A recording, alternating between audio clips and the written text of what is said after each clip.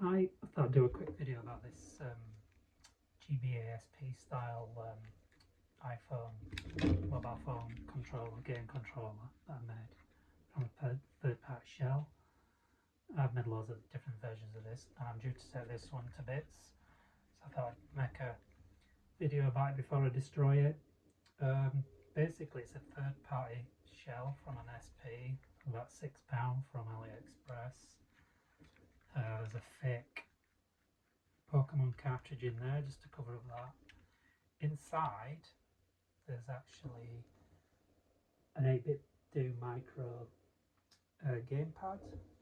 So what I did was took the PCB out, looked at where I needed to connect ground and the switches, and then I bought this PCB off a chap that sells these that are they're designed for Raspberry Pis, but I just thought I can stick my PCB there and just tap into these and then just solder on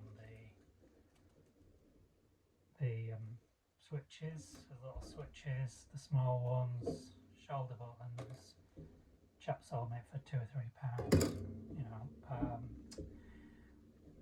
This is just, like I said, cheap shell. So the buttons work. The only thing original in here from an actual Game Boy is these shoulder buttons, because I've refurbished lots of Game Boys over the years and found the cheap Chinese ones, they weren't right good, so these were in my junk pile. And it's the hinges are from a real Game Boy as well, that I had made years ago.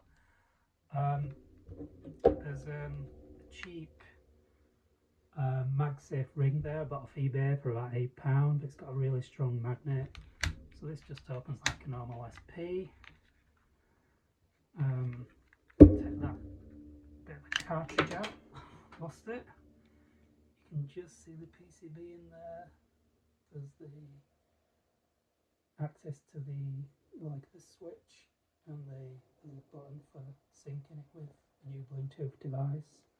It's just a cheap knockoff Chinese Pokemon cartridge, so I've just stuck that in there just to cover that up. I've run a small USB-C lead inside from the PCB, so that's for charging.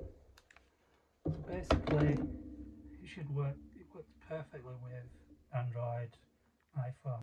I have a 12 mini, so I've got RetroArch and Delta on there.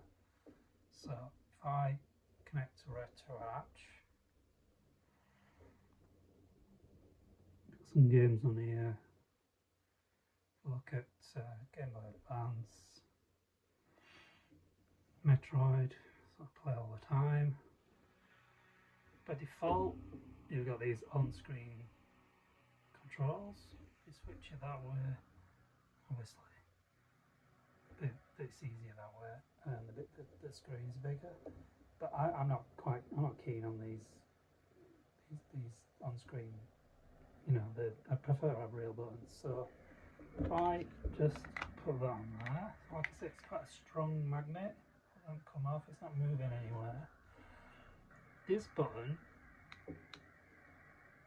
turns the Bluetooth on. You can see that it's connected to the 8-bit do micro gamepad, so that's connected. So now this works.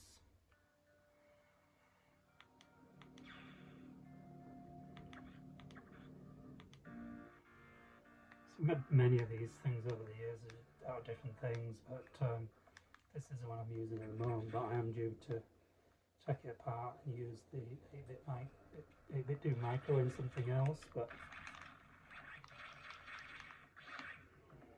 so it's obviously heavier than a normal SP because of the weight of the phone, but it's fairly comfortable. Battery charges in about 2 hours, lasts for about 12 hours, and it's just a bit better than using the touchscreen controls. We can look through the camera at the same time and shoot.